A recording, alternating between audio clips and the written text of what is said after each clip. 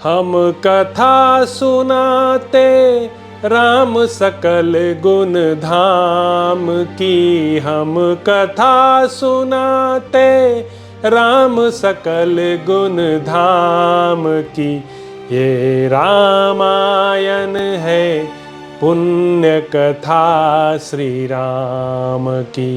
ये रामायण है पुण्य कथा श्री राम की। जम्बूदीपे भरत खंडे आर्यावर्ते भारतवर्षे एक नगरी है विख्यात अयोध्या नाम की।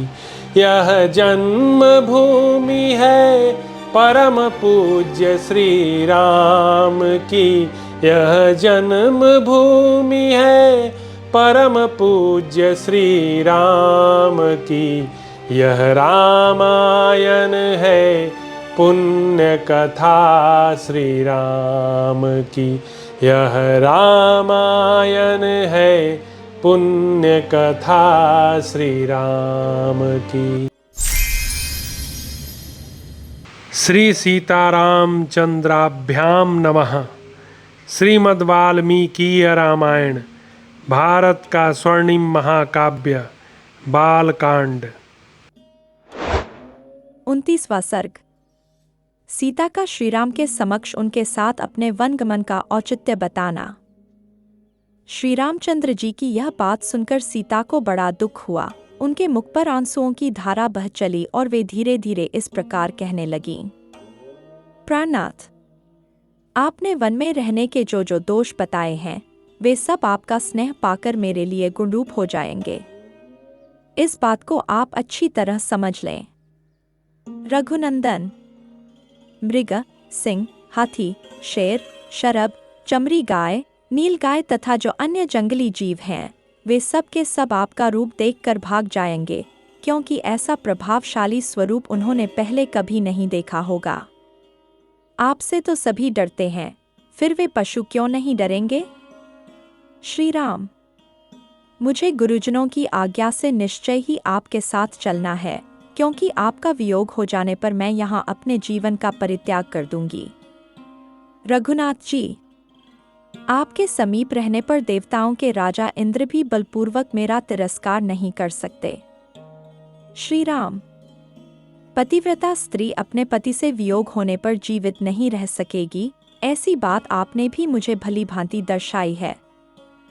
महाप्राज्ञ, यद्यपि वन में दोष और दुख ही भरे हैं, तथापि अपने पिता के घर पर रहते समय मैं ब्राह्मणों के मुख से पहले यह बात सुन चुकी हूँ कि मुझे अवश्य ही वन में रहना पड़ेगा। यह बात मेरे जीवन में सत्य होकर रहेगी। महाबली वीर, हस्तरेखा देखकर भविष्य की बातें जान लेने वाले ब्राह्मणों के मुख से अपने घर पर ऐसी बात सुनकर मैं सदा ही वनवास के लिए उत्साहित रहती हूँ। प्रियतम, ब्राह्मण से ज्ञात हुआ वन में रहने का आदेश एक न एक दिन मुझे पूरा करना ही पड़ेगा, यह किसी तरह पलट नहीं सकता। अत मैं अपने स्वामी आपके साथ वन में अवश्य चलूंगी। ऐसा होने से मैं उस भाग्य के विधान को भोग लूंगी। उसके लिए यह समय आ गया है। आपके साथ मुझे चलना ही है, इससे उस ब्राह्मण की बात भी सच्ची हो जाएगी। वीर, मैं जानती हूँ कि वनवास में अवश्य ही बहुत से दुख प्राप्त होते हैं, परंतु वे उन्हीं को दुख जान पड़ते हैं जिनकी इंद्रियां और मन अपने वश में नहीं है। पिता के घर पर कुमारी अवस्था में एक शांतिप्रायणा भिक्षुकी के मुख से भी मैंने अपने वनवास की बात सुनी थी। उसने मेरी माता के सामने ही ऐसी बात कही थी। प्रभु, यहाँ आने पर भी मैंने पहले ही कई बार आपसे कुछ काल तक वन में रहने के लिए प्रार्थना की थी और आपको राजी भी कर लिया था। इससे आप निश्चित रूप से जान लें कि आपके साथ वन को चलना मुझे पहले से ही अभीष्ट है। रघुनंदन, आपका भला हो। मैं वहां चलने के लिए पहले से ही आपकी अनुमति प्राप्त कर चुकी हूँ। अपने शूरवीर वनवासी पति की सेवा करना मेरे लिए अधिक रुचिकर है। शुद्धात्मन, आप मेरे स्वामी हैं। आपके पीछे प्रेम भाव से वन में जाने पर मेरे पाप दूर हो जाएंगे। क्योंकि स्वामी ही स्त्री के लिए सबसे बड़ा देवता है। आपके अनुगमन से परलोक में भी मेरा कल्याण होगा और सदा आपके साथ मेरा संयोग बना रहेगा। इस विषय में यशस्वी ब्राह्मणों के मुख से एक पवित्र श्रुति सुनी जाती है जो इस प्रकार है। महाबली वीर, इस लोक में पिता आदि के द्वारा जो कन्या जिस पुरुष को अपने धर्म के अनुसार जल से संकल्प करके दे दी जाती है, वह मरने के बाद परलोक में भी उसी की स्त्री होती है। मैं आपकी धर्मपत्नी हूँ, उत्तम व्रत का पालन करने वाली और पतिव्रता हूँ। फिर क्या कारण है कि आप मुझे यहाँ से अपने साथ ले चलना नहीं चाहते हैं? ककुत्स्थ कुलभूषण, मैं आपकी भक्त हूँ, पातिव्रत्य का पालन करती हूँ, आपके बिछो के भय से दीन हो रही हूँ तथा आपके सुख दुख में समान रूप से हाथ बंटाने वाली हूँ। मुझे सुख मिले या दुख, मैं दोनों अवस्थाओं में सम रहूंगी, हर्ष या शोक के वशीभूत नहीं होंगी। आप अवश्य ही मुझे साथ ले चलने की कृपा करें। यदि आप इस प्रकार दुख में पड़ी हुई मुझ सेविका को अपने साथ वन में ले जाना नहीं चाहते हैं, तो मैं मृत्यु के लिए विष खा लूंगी, आग में कूद पड़ूंगी अथवा जल में डूब जाऊंगी। इस तरह अनेक प्रकार से सीताजी वन में जाने के लिए याचना कर रही थी, तथापि महाबाहु श्रीराम ने उन्हें अपने साथ निर्जन वन में ले जाने की अनुमति नहीं दी। इस प्रकार उनके अस्वीकार कर देने पर मिथिलेश कुमारी सीता को बड़ी चिंता हुई और वे अपने नेत्रों से गरम गरम आंसू बहाकर धरती को भिगोने सी लगीं। उस समय विदेहनदिनी जानकी को चिंतित और कुपित देख मन को वश में रखने वाले श्री रामचंद्र जी ने उन्हें वनवास के विचार से निवृत्त करने के लिए भांति भांति की बातें कहकर समझाया। 30वां सर्ग। सीता का वन में चलने के लिए अधिक आग्रह, विलाप और घबराहट देखकर श्रीराम का उन्हें साथ ले चलने की स्वीकृति देना, पिता माता और गुरुजनों की सेवा का महत्व बताना तथा सीता को वन में चलने की तैयारी के लिए घर की वस्तुओं का दान करने की आज्ञा देना। श्रीराम के समझाने पर मिथिलेश कुमारी जानकी वनवास की आज्ञा प्राप्त करने के लिए अपने पति से फिर इस प्रकार बोली। सीता अत्यंत डरी हुई थी। वे प्रेम और स्वाभिमान के कारण विशाल वक्ष स्थल वाले श्री रामचंद्र जी पर आक्षेप सा करती हुई कहने लगी। श्री राम, क्या मेरे पिता मिथिलानरेश विदेहराज जनक ने आपको जामाता के रूप में पाकर कभी यह भी समझा था कि आप केवल शरीर से ही पुरुष हैं, कार्यकलाप से तो स्त्री ही हैं? नाथ, आपके मुझे छोड़कर चले जाने पर संसार के लोग अज्ञानवश यदि यह कहने लगे कि सूर्य के समान तपने वाले श्री रामचंद्र में तेज और पराक्रम का अभाव है, तो उनकी यह असत्य धारणा मेरे लिए कितने दुख की बात होगी। आप क्या सोचकर विषाद में पड़े हुए हैं, अथवा किससे आपको भय हो रहा है, जिसके कारण आप अपनी पत्नी मुझ सीता का, जो एकमात्र आपके ही आश्रित है, परित्याग करना चाहते हैं? जैसे सावित्री द्युमत सेन कुमार वीरवर सत्यवान की ही अनुगामिनी थी, उसी प्रकार आप मुझे भी अपनी ही आज्ञा के अधीन समझिए। निष्पाप रघुनंदन, जैसी दूसरी कोई कुल कलंकिनी स्त्री पर पुरुष पर दृष्टि रखती है, वैसी मैं नहीं हूँ। मैं तो आपके सिवा किसी दूसरे पुरुष को मन से भी नहीं देख सकती, इसलिए आपके साथ ही चलूंगी, आपके बिना अकेली यहाँ नहीं रहूंगी। श्री राम, जिसका कुमारावस्था में ही आपके साथ विवाह हुआ है और जो चिरकाल तक आपके साथ रह चुकी है, उसी मुझ अपनी सती साध्वी पत्नी को आप औरत की कमाई खाने वाले नट की भांति दूसरों के हाथ में सौंपना चाहते हैं?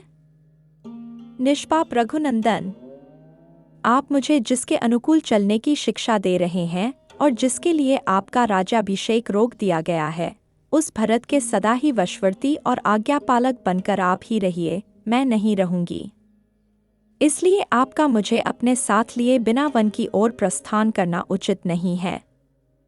यदि तपस्या करनी हो, वन में रहना हो अथवा स्वर्ग में जाना हो, तो सभी जगह मैं आपके साथ रहना चाहती हूँ।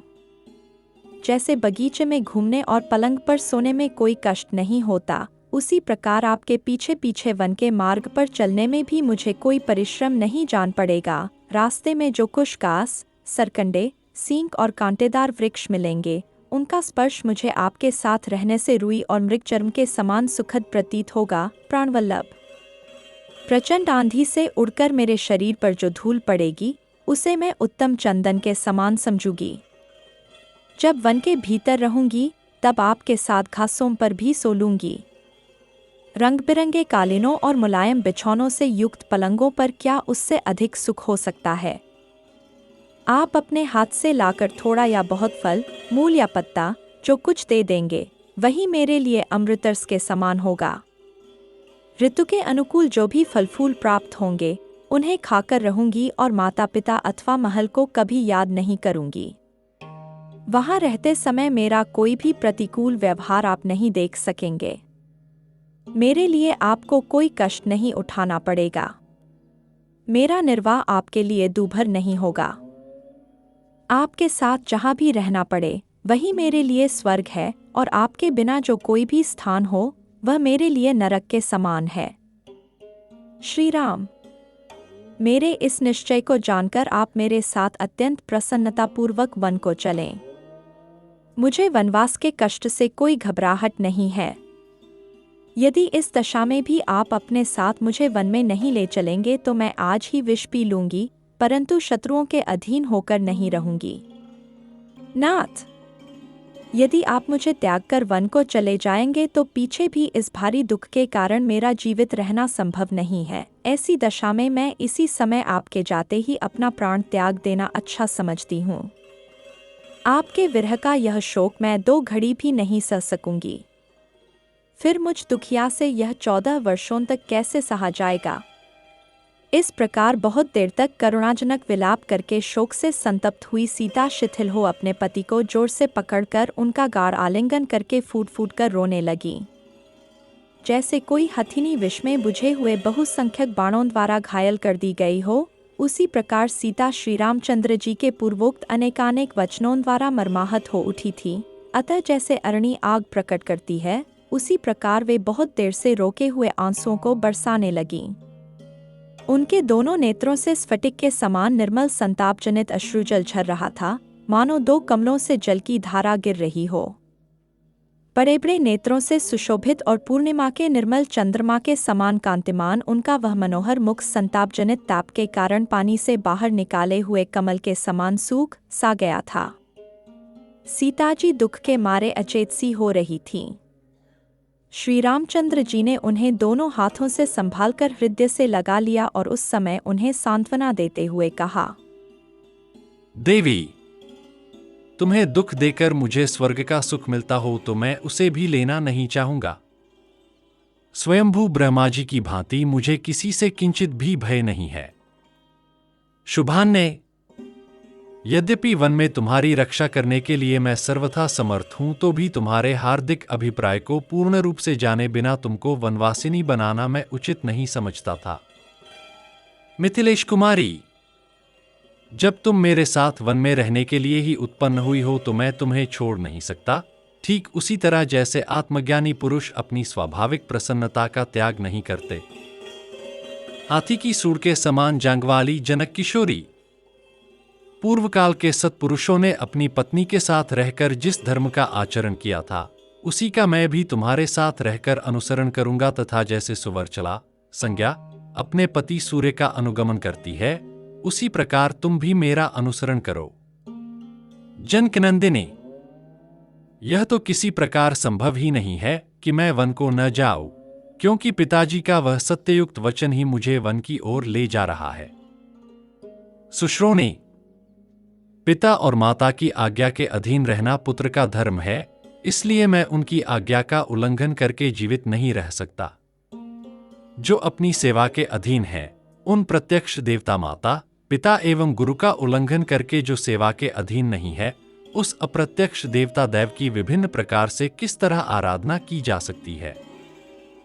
सुंदर नेत्र प्रांत वाली सीते, जिनकी आराधना करने पर धर्म, अर्थ और काम तीनों प्राप्त होते हैं तथा तीनों लोकों की आराधना संपन्न हो जाती है, उन माता, पिता और गुरु के समान दूसरा कोई पवित्र देवता इस भूतल पर नहीं है। इसीलिए भूतल के निवासी इन तीनों देवताओं की आराधना करते हैं। सीते, पिता की सेवा करना कल्याण की प्राप्ति का जैसा प्रबल साधन माना गया है, वैसा न सत्य है, न दान है, न मान है और न पर्याप्त दक्षिणा वाले यज्ञ ही हैं। गुरुजनों की सेवा का अनुसरण करने से स्वर्ग, धन धान्य, विद्या, पुत्र और सुख कुछ भी दुर्लभ नहीं है। माता पिता की सेवा में लगे रहने वाले महात्मा पुरुष देवलोक, गंधर्वलोक, ब्रह्मलोक, गोलोक तथा अन्य लोकों को भी प्राप्त कर लेते हैं। इसीलिए सत्य और धर्म के मार्ग पर स्थित रहने वाले पूज्य पिताजी मुझे जैसी आज्ञा दे रहे हैं, मैं वैसा ही बर्ताव करना चाहता हूं, क्योंकि वह सनातन धर्म है।